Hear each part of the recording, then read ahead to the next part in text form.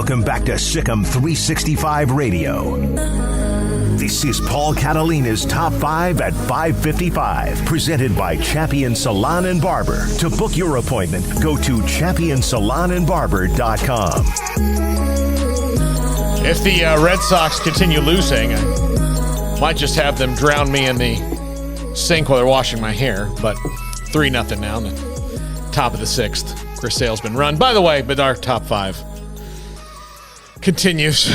They'll live to fight another day. If I break out into tears, guys, you can just wrap the show. I have no sympathy. I'm a Rangers fan. So yeah, I was going to say, man, it's like, what? Yeah. You're in the damn ALCS. All right. I picked this top 5 reasons LSU moved on for Coach O. I was going through our chat and some of our texts, and there was this kind of sentiment of like, well, they just won a national championship. What does that tell the next coach?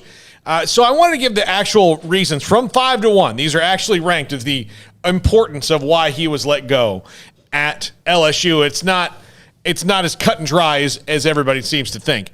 Number 5, this is the 5th most important reason that they let Coach O go, is that they're losing. That's the 5th. There's a lot going on there, and I think that's certainly part of it, guys, but it's the 5th to show you how this goes.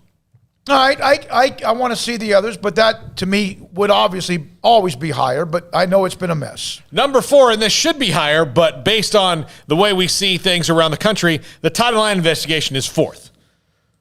This is a serious thing, and universities mostly take it seriously, but again, if he was winning, this would be less important. I don't think this. I mean, I think this had something to do with it, but I don't think it had something to do with it as an extra reason. Yeah, so like you gave them something else to add on. They weren't going to fire him just due to a Title IX investigation. Absolutely not. Not LSU. So, I mean, barring them finding some like super smoking gun, like a bazooka smoking with just like thing after thing after thing, but. I mean, that Title IX investigation, that just was like an extra can of gasoline on the fire they had already started. Yeah. Number 3, bad coaching hires. After Joe Brady and Dave Aranda left, he did not replace them well.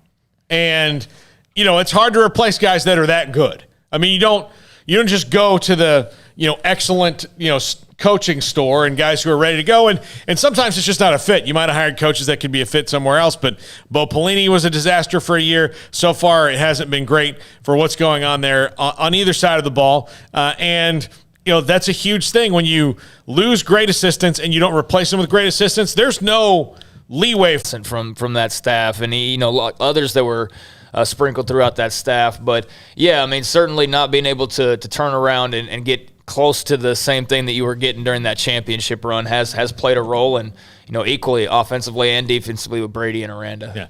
Number 2, they have a broken culture there. I mean, it's just not the same, and that starts with him. There's just something going on with the players and everything else that it's not. There's no cohesiveness anymore. All right, I'm not in that LSU locker room, but I just don't think he's that good of a football coach. Yeah. I think he's a fun guy to have as like the image of the program. I think he. Although we're hearing more about the players not exactly seeing eye to eye with some stuff or the way things were going, but he's not a guy I would have hired for culture. If I'm going culture, Matt Rule made sense. Dave Aranda makes sense, but Ed Orgeron, I mean, I'm not saying it disrespectfully the guy, but that's not what I think of when I think of a winning championship culture, so to speak. But, figurehead, fun guy, media lovable, all that. Yeah, he was all those things, but the things you're mentioning here, wasn't taking care of the business off the field, wasn't making good hires to replace those who left. Culture's not good. So, yeah, I mean, we're seeing very clearly, and then, losing games too, more than you typically lose is also something. So, yeah, it's all adding up. Yeah, and number 1, this is kind of encompasses all of it, but this is a lack of accountability when pressed on these issues. Look, the way he responded to how do you replace Dave Aranda was basically like, things are going to be better. Really? The guy you spent millions of dollars to get here from Wisconsin? That was an arrogant comment from somebody who had just won the national title and was high as you could possibly be and thought his didn't see. And I think that was a big part of it. I think that he got so much positive attention and reinforcement from that run and all the attention that they were getting throughout the media, and I'm sure it was nuts in Baton Rouge, and yeah, you're not thinking probably if you're him about all of the other stuff. You're just caught up in the moment and how fun this is and how much, spotlight is on you. And I think he did get caught up in that. I think he got caught up in that and he forgot some of his other responsibilities or let them fall to the wayside or at least didn't do his due diligence in making sure those things were taken care of. And it all adds up to where we are now where, yeah, he's on his way out. Now, obviously, the culture's not bad enough to where they booted him in the middle of the season. But the reports are that, it's getting to the point where beyond that would have obviously, they couldn't do it anymore. Untenable, yeah, you see it there, and that's the reason. So when you're kind of like, oh my gosh, you won a national championship 2 years ago, that has nothing to do with this. It had nothing to do with it at all. And losing is they were 7-0 right now. Yeah. But I think that that national championship was just such a.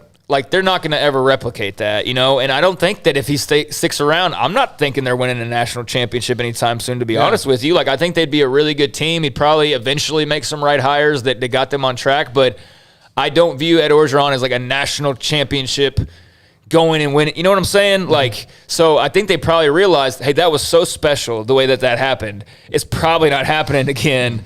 And so they start to show cracks, and you have these other reasons, and it's we probably need to go a different direction. Yep, it's a tough fall in a quick amount of time. It can happen. Thanks to Flo Thamba, Jeff Traylor, Rick Hart, SMU Athletic Director,